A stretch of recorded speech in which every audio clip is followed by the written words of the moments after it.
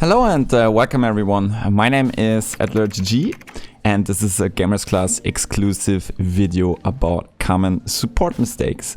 And we will take a look at 5 different topics: starting builds, laning, items, warding and farming. And we will take a closer look at common mistakes that happen in those particular topics. If you like this kind of content, go to gamersguys.com. For just $10 a month, get your replays analyzed, watch masterclasses with pro players, join weekly coaching sessions, win prizes, and more with our Supreme Dota 2 membership. The first topic is starting builds. And I think it is crucial that support players especially adjust starting builds accordingly. So if we take a look at my inventory in this game, it's a very exotic one. I have a Quelling Blade, a Healing Salve, a Ring of Regen and Tangus. And this is because we are facing a Treant Protector and my carry is a range hero. So I buy the Quelling Blade to remove all the trees. And I bought a Healing Salve because my carry is a very greedy carry that doesn't like to buy any regen, and we can clearly see his starting build doesn't include a lot of regen, and there is also no Healing Salve queued up. So the most important part when you play support is that you watch your carry's starting builds and make up for his lack of regen, because there's a lot of starting builds that can straight up win you the lane from a carry perspective. So for example, you have a Slark and you face a melee hero like an Underlord, and the Slark will buy an Orb of Venom and he has no gold for an additional Healing Salve. So it is your job as a support to check for this stuff and accordingly buy a Healing Salve to make up for his lack of regen. And the same applies to the Quelling Blade. So I have a range hero, he could also buy a Quelling Blade, but he wants to stack Wraith Bands, so I check his inventory before we go into the laning stage and I buy a Quelling Blade. And also accordingly to the lane I am facing, I buy insane amounts of regen, even buy a ring of regen on top of that, because I know I'm facing an X and there will be a lot of passive harassment with the battle hunger. Let's talk about the common laning stage mistakes. So one of the problems you oftentimes see supports doing wrong is carry wave position while pulling and not watching the enemy offlane approach. And I have a pretty good scene here that shows exactly what will happen if you don't do it properly. So we are missing for a very long time and preparing this pull, and the enemy team instantly realizes that we are gone for a pretty long time. And if we take a look at my positioning, I position myself in a way that I will die if they commit. And a lot of supports will ping the carry player now and tell him to come over to actually fight them. But he can't come over because he needs to farm the creeps. So in a best case scenario, he can aggro the creeps away, then pull them to the pull camp itself, and then start contesting the enemy team. But if you face a hard lane, they will already burst you down if you get caught. And you can easily avoid this mistake and not get caught. So during the pull, we already know that the wave will be under the tower and that the carry can't assist. And there's nothing for the enemy offlane to do here but contest your pull. There's no creeps here. So the natural movement will be contest the pull. Even if they're low MMR, they will see there's no creeps and they come over. So what we have to do as a support is stop being basically around here and just position us here.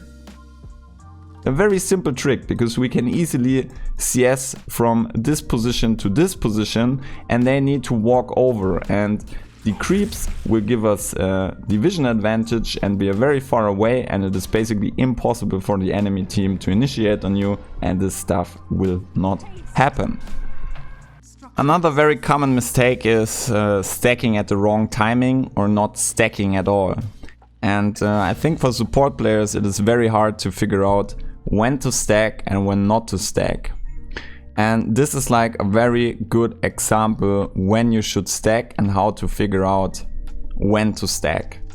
So whenever there is downtime during the laning stage and there is not much you can do.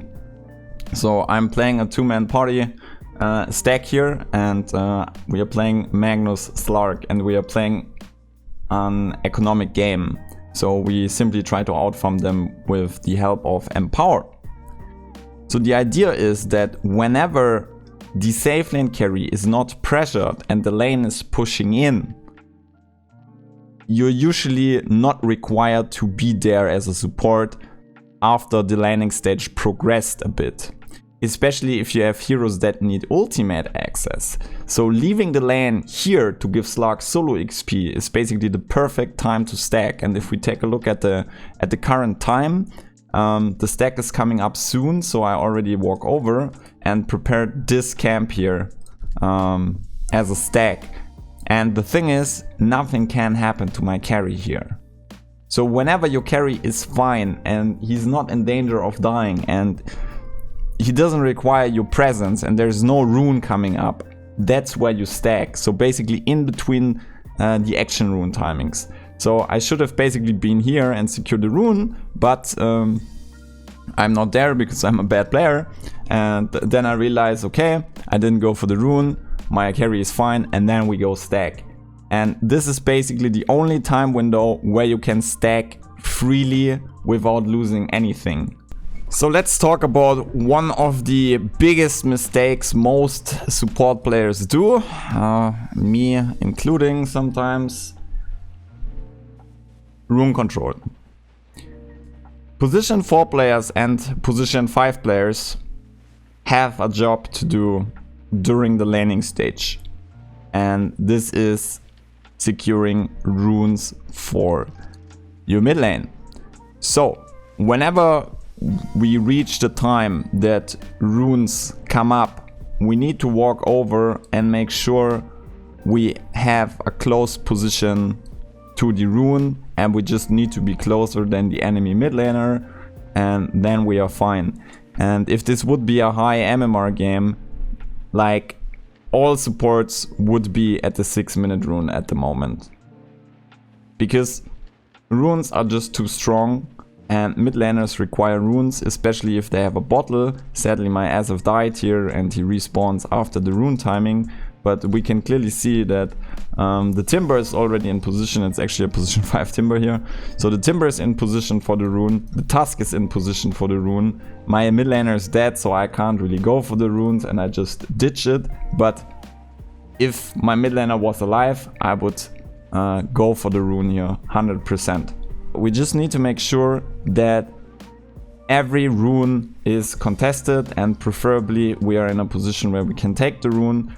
And if we are scared that we might die in the process because the position 5 is missed, the position 4 is missed, or maybe the enemy mid laner is a very scary hero like Ember Spirit and he got a kill and is level 6 already around the 6-minute mark, then we need to at least scout the rune so we know what is coming. So scouting an Invis rune or a haste rune is a huge advantage, because oftentimes we know that people pick a rune and we know that it could backfire if we don't go back, and suddenly there's a mid laner with a haste and you're dead. And this is something we want to avoid at all cost. So it is very crucial for you that you develop a time sense for the 3:45 mark and 5:45 mark, and that you try to secure the rune on one side. Preferably you communicate with your position 4 or your mid laner and make sure that both rune spots are covered. And the best thing you can do is do something else while you make the movement. So place a deep ward and then go for the rune. Create a stack and then go for the rune. And then the movement suddenly gets super efficient, even though you have to walk across the entire map to make the movement. The last mistake I want to talk about during the laning stage is teleport scroll wasting on supports. The general idea is that core players, when they die, instantly TP back to lane to not lose any gold, any XP. But support players do not have to do that. And in the lower brackets, especially, like, supports die and instantly TP back to the lane, and then the teleport scroll is cooldown. So we see the Shadow Shaman here getting engaged. He drags them very, very far away from the lane. So he already drags both players completely out of position, and it is super far back to the lane. The Spectre even realizes, like, oh, that was not good. And he's already TPing back to lane because he's so far away. So the Shadow Shaman is respawning in 20 seconds. And now the Shadow Shaman actually needs to think about one thing in particular. Do I need to TP back to the lane instantly? Does my core player is in immediate assistance? Like, does he need help? Do I need to bring a south? Do I need to bring tangos? Do I need to bring mangos so we can keep fighting? Or is it very quiet? People rotated out, maybe after the initial trade or chase that happened here. Is the enemy a threat now? Because they already spent all their mana. And if we take a look at the current laning situation, we have a Razor here laning against the Spectre. The Spectre is completely out of mana. The Razor has mana and Link ready. So he is in no danger. So why would we instantly TP here? It doesn't make sense. And another even more important thing is, where is the wave positioned? Is it pushing in? Is the Razor out of position? Does he, like, will he be out of position in the next 30 seconds? Because when we respawn, we need to wait for another 18 seconds now, and then we need to calculate how long we need back to lane, which is approximately 25 seconds with boots. So we are off for approximately 45 to 50 seconds. So we need to basically look into the future, and we can easily do this. So we see the wave is actually pushing. This range creep here will die, and the melee creep will tank, and there's a new wave coming, and it is very likely that there will be 2 range creeps in 20 seconds time, which means there is a pushing scenario at least for the next wave, which means the Razor will free farm for at least the next 30 seconds. So the earliest they can pull is 45, and the pull is actually blocked. So the only pull they could potentially do is this one, and we should know that the creep is low. So even if they pull, the creeps will instantly walk back to lane because the creep dies very, very quickly. So the Razor will be still in a good position, even in a minute time. So there's no reason for us to TP. And another very important fact right now is that there is no lane support here. And the Timber is gone, and the position 4 player is also rotating at the moment. So the worst thing we could do at the moment is press teleport scroll, because they will rotate, and if we don't have a teleport scroll, we cannot mirror the enemy position 4 movement. And our job actually is to mirror the position 4 movement if our offlaner is not in danger. And he is not in danger at the moment, and he won't be for a very, very long time. So those are the things you need to figure out as position 4 and also as position 5, because if the position 4 rotates out and your safe lane carry has an easy matchup, you don't need to TP after you trade or if you die. It can happen. Just walk. Maybe stack a camp while you walk back to the lane, or maybe walk to the rune and secure it, maybe walk to secure some bounty runes, maybe set up some gank. But the important part is that you keep the teleport scroll ready if you don't need to be on the lane instantly. So if your carries or your cores, generally speaking, on the side lanes are fine, do not waste your teleport scroll. Let's hop into the common item mistakes. And what we need is a little bit of foresight when we play support. I mean, core players are also affected by this kind of mistake, but supports are the first ones that will get blamed in a public environment. So if we take a look at my inventory, and at the time, it is crucial to see that there's already a dust in my inventory, and I'm not laning against any form of invisible heroes here. So one of the most important skills to learn as a support is pre-detection pickups. So dust sentries should be bought before people get access to whatever can make them invis. So in this particular game we have the Templar Assassin with Melt, and most TA players will have access to Melt on level 8. So the common skill build is 402, and then on level 8 they take the first Melt point against most matchups. And this is something we need to know as a support. So before she hits level 8, we want the dust. We don't want to buy it on level 8, we already want to have it on level 7 preferably. So whenever something happens, maybe he gets a kill and suddenly he's level 8, and then we try to ganking and we don't have the dust. The same applies for the Ricky. We know that he will take Cloak and Dagger on level 6. So we want to have a dust on level 5 already, or a sentry. And the same applies to items. If the games progress at a certain time, people will get access to items. And there's a lot of heroes that might buy Shadow Blades, there's a lot of supports that pick up Glimmer Capes, and a lot of heroes that gain access to invisibility at some point, either through talents or skills they take.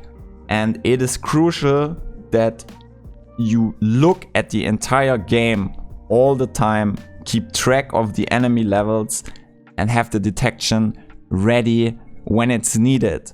So the worst thing that can happen, that I see basically in any pub up to like 7,000 MMR, there's a Mirana in the game, for example. Team Mirana gets access to her ultimate around 9 minutes and 30 seconds. No player has a dust, the first Moonlight gets popped and someone dies, and they all get out because no one has dust. And during the Moonlight, when the Moonlight is scouted, 3 players buy the first dust and they're like, oh my god, why I didn't buy dust. And these kind of mistakes happen even in the professional scene. I have seen it multiple times. Even my team, when I coached them, did this kind of mistake, and it's unnecessary because the information is there and you should not be greedy on the detection. So just buy it early so you have it when it's needed.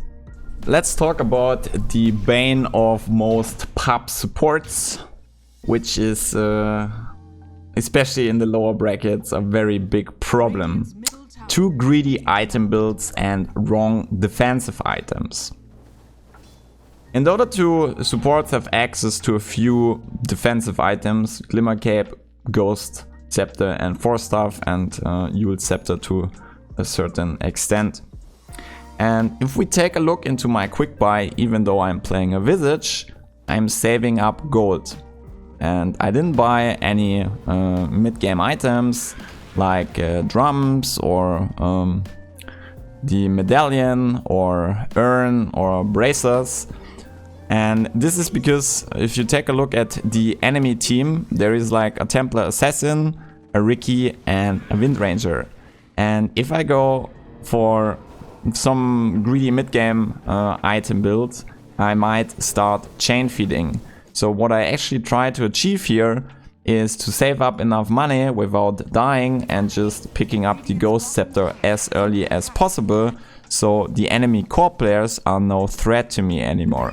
Force Staff would have also been an option, but I like Ghost Scepter a little bit more because it's cheaper and I want to have it as early as possible, and my teammates should be able to deal with the enemy team at this point of the game.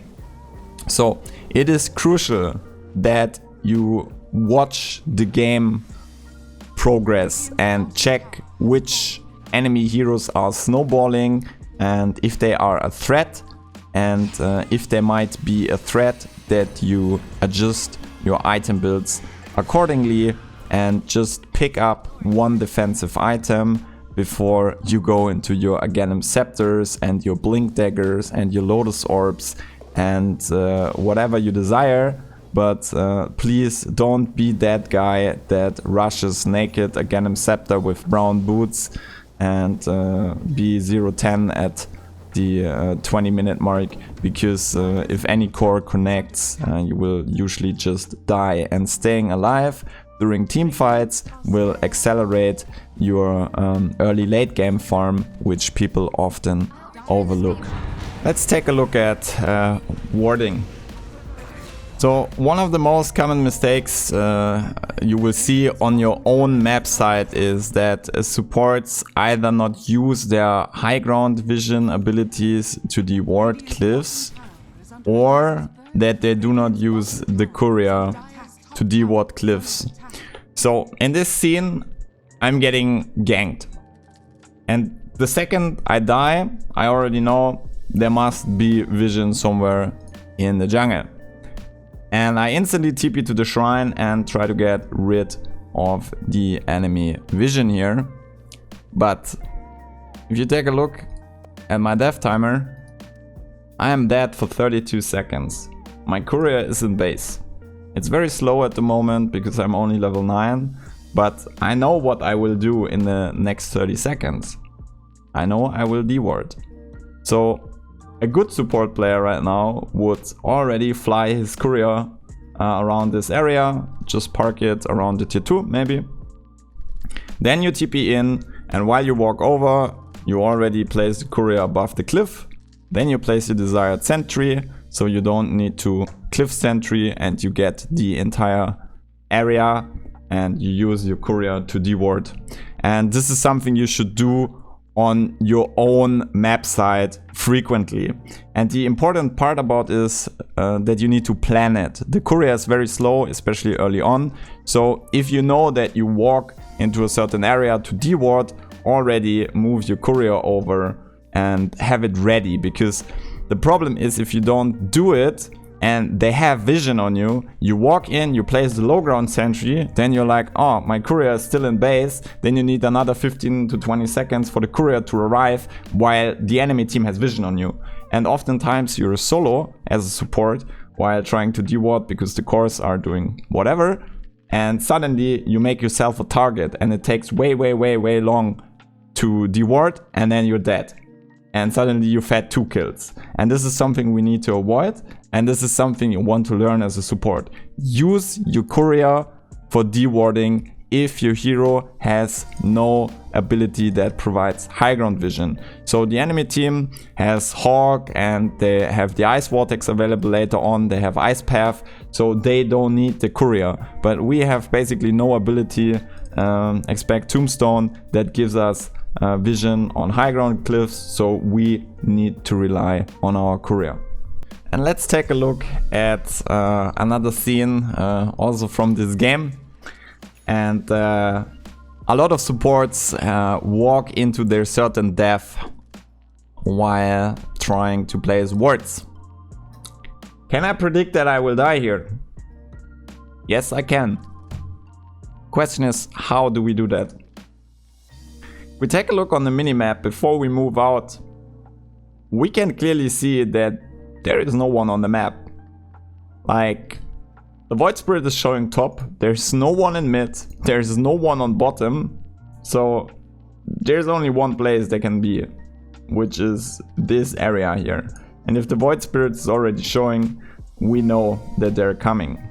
So before we move out and either try to deward or ward, you need to check the minimap and especially check every lane and see if someone is there.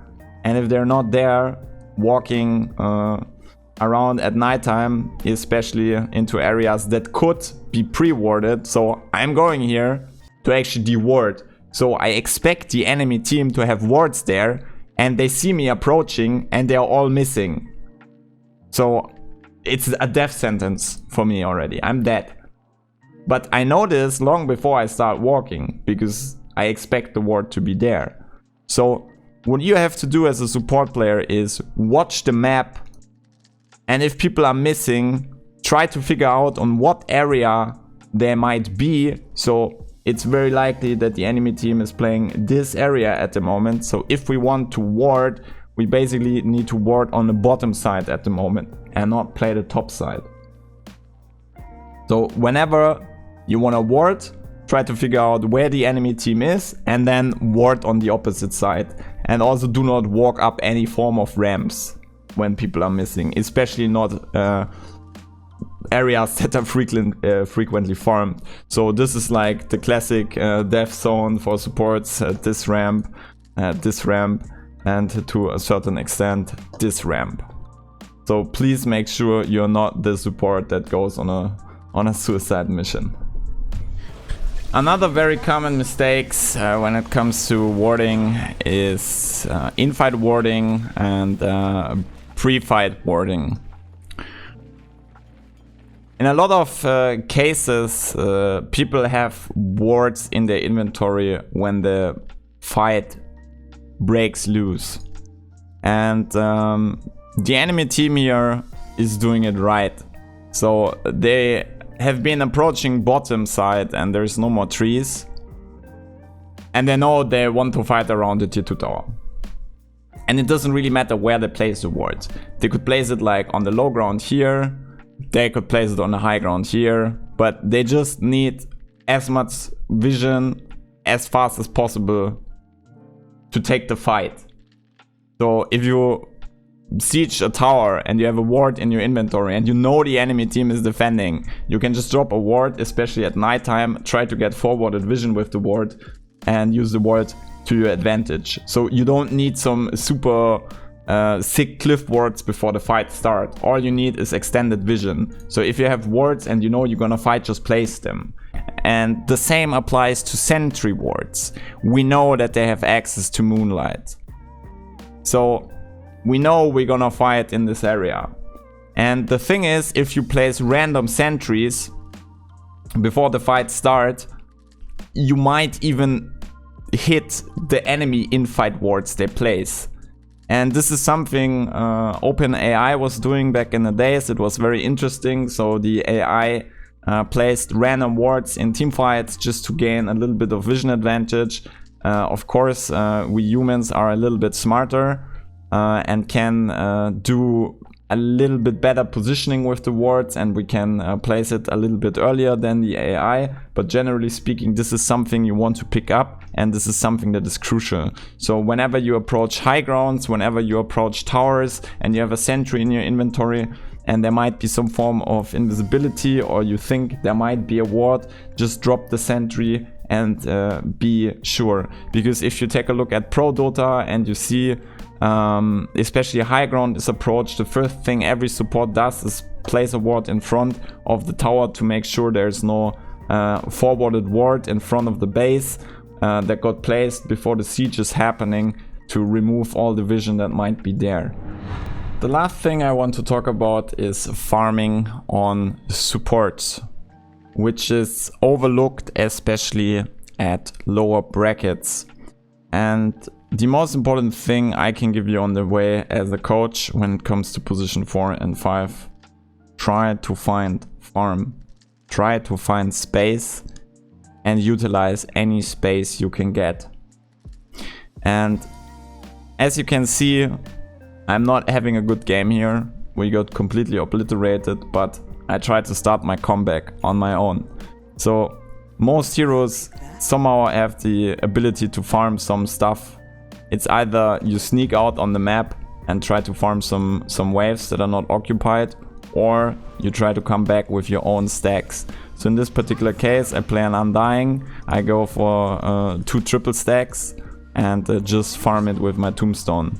And the important part is I can do this at the moment because there's no one showing top. Mid lane is like a 2 versus 2. I'm not sure what's happening here. They're just randomly fighting. There's not much I could do about it. And bottom lane is also very quiet. So whenever the game stalls a little bit and the game gets quiet, the first thing that needs to come to your mind is, where can I get farm? Is there anywhere I can get farm? And even if you just get 1 CS on a jungle creep, you will accelerate. And if you train your mind to actually look at the map and try to find little empty spaces, a camp, a creep, a range creep, it doesn't really matter. Just make sure you get a CS here and there.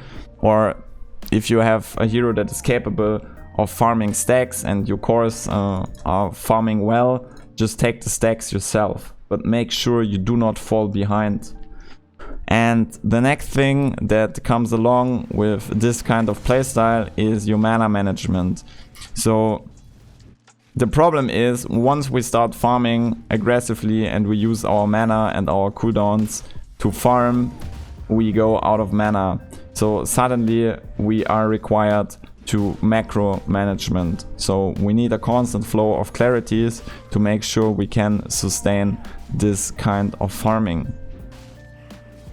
So that's it from my side. There was a lot to talk about in this video. My name is LordG and thanks for watching.